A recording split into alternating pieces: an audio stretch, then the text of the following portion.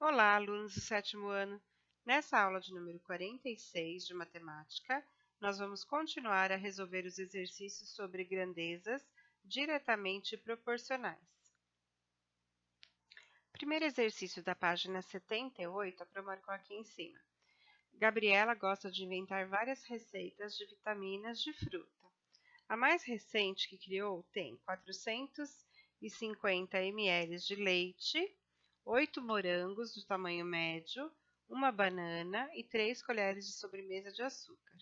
Ela pode alterar a quantidade dessa vitamina preparada, mantendo a proporção entre os diferentes ingredientes. Assim, faça o que se pede. Calcule a quantidade de morangos médios que ela deverá usar caso utilize 1 litro e 800 mililitros de leite, 1,8 litros. Então, galera, ela fez uma receitinha de vitamina com 450 ml de leite, tá bom? E agora ele pede para a gente ver qual é a proporção que a gente vai usar se a gente usar 1,8 litros de leite. 1,8 litros eu tenho que transformar para mililitros. Então, ó, aqui já está transformado, ó, 1.800 mililitros, né? 1 litro é 1.000 mililitros, 1,8 é 1.800 mililitros de leite. Sendo X a quantidade que ele pediu para a gente calcular, ó, então vamos ver quanto dá.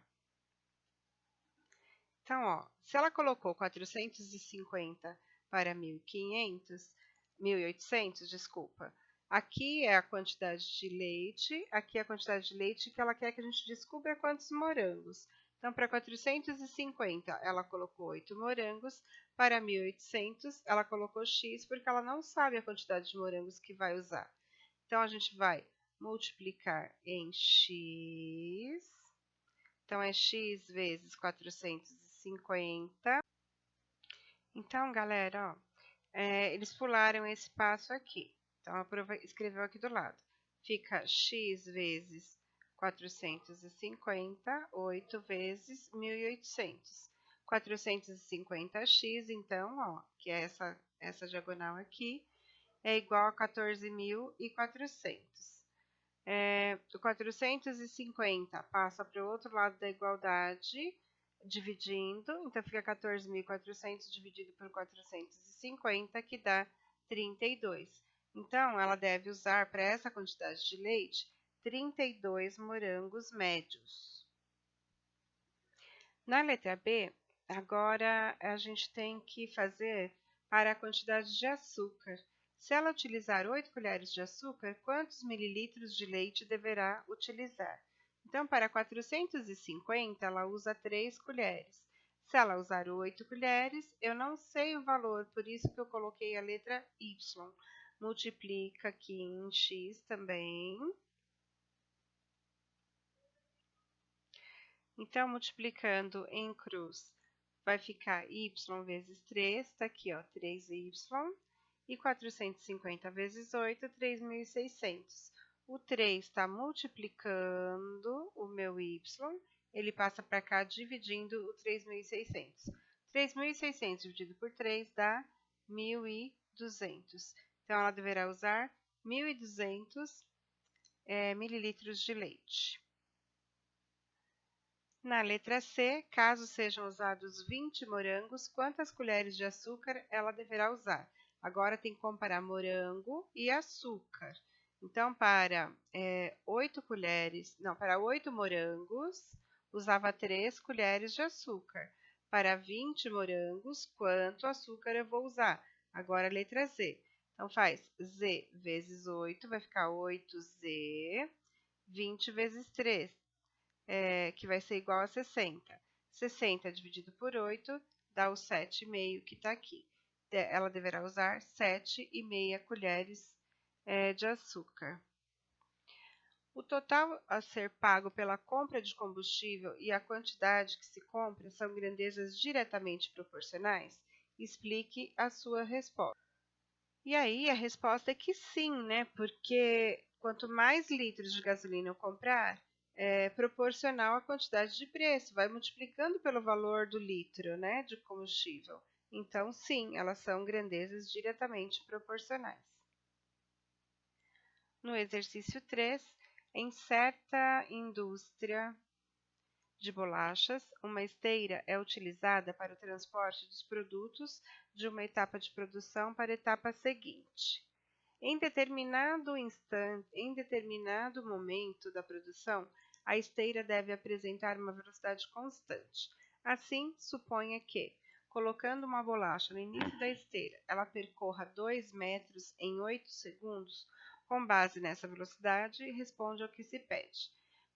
Quais são as grandezas envolvidas nessa situação e as suas respectivas unidades de medida que determinam a velocidade da esteira? Então, uma é a distância, né? Quanto uma bolacha percorreu lá do começo da esteira até o final, em metros, por exemplo. Quanto de distância a bolachinha andou na esteira. E também o tempo, quanto tempo ela gastou para andar do começo da esteira até o fim. Então, a gente tem aí distância em metros e tempo em segundos. Na letra B, as grandezas citadas no item anterior, elas são diretamente proporcionais? São. Se aumentar a quantidade de metros da esteira, também vai aumentar a quantidade de tempo que a bolachinha vai passar para andar a esteira toda. Então, sim, elas são diretamente proporcionais. Na letra C, coloque a tabela que relaciona a distância e tempo percorrido por uma bolacha nessa esteira, de acordo com as informações do enunciado. Então, para a distância de 1 metro, ela usou 4 segundos. Aqui, ó, porque não fala que 2 metros usou 8? Então, se 2 metros usou 8, para 1 não é metade? Então, 1 metro usou 4. Para 3 metros, eu tenho que multiplicar, então, por 4. 3 vezes 4, 12. Para 4, tenho que multiplicar por 4. 4 vezes 4, 16. Para 10, multiplicando por 4, dá 40. Para 20, multiplicando por 4, dá 80. 80 segundos. É bem facinho se a gente começar a pensar assim, né? Grandezas diretamente proporcionais, como as duas aumentam, a gente não tem muita dificuldade de perceber, né? A inversa já é um pouquinho mais complicado. No exercício 4, dê um exemplo, aqui é uma resposta pessoal de vocês, mas a prova vai explicar. Dê um exemplo de uma situação em que haja grandezas diretamente proporcionais. Depois compartilhe com os colegas, observando os exemplos indicados por eles. Esse exercício vocês vão fazer e no chat a gente comenta, tá bom? Eu quero que vocês deem um exemplo de grandezas diretamente proporcionais. O que eu poderia usar? Uma compra na feira, por exemplo, que 1 quilo custa tanto, se eu levar tantos quilos, quanto custa? Então, vão dando exemplos assim, tá bom? No chat a gente conversa. Na avaliação nacional do COC, exercício 5, considere que um automóvel consome 1 litro de combustível a cada 12 quilômetros. Se esse automóvel percorrer 108 quilômetros, o número de litros de combustível que ele consumirá será de... Então, vamos pensar um pouquinho na proporção. 1 litro a cada 12 quilômetros. Aqui está falando que ele vai percorrer 108 quilômetros. Para eu descobrir quantos litros de combustível, eu tenho que dividir 108 por 12. E 108 dividido por 12 vai dar 9. Então, 9 litros ele vai consumir. É a letra B. No exercício 6, em uma indústria, 5 máquinas conseguem produzir juntas 750 peças por dia. Sabe-se que todas têm o mesmo ritmo de produção.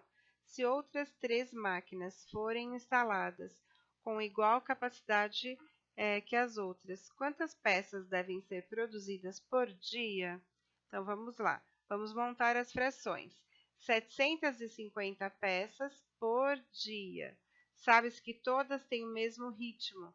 Se outras 3 máquinas forem instaladas, com qual capacidade que as outras, quantas peças devem ser produzidas por dia?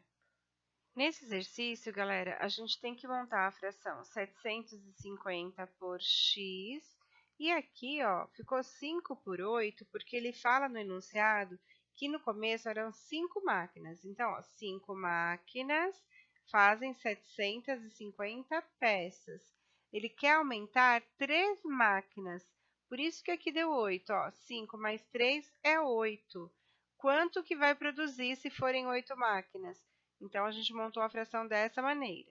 Agora, vamos multiplicar 8 vezes 750, 5 vezes x. Só um minuto.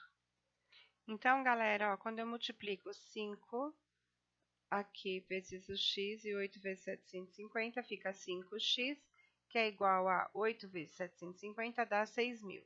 Agora, quem está me atrapalhando é o 5, que está multiplicando o x, passa para cá dividindo. 6.000 dividido por 5 é 1.200. Devem ser produzidas 1.200 peças por dia com 8 máquinas. Beleza, galera?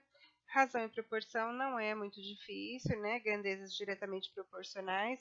Fizemos muitos exercícios sobre isso, espero que vocês não tenham dúvidas. No chat, eu e a Prodiana daremos a lição de casa. Beijos e bye bye.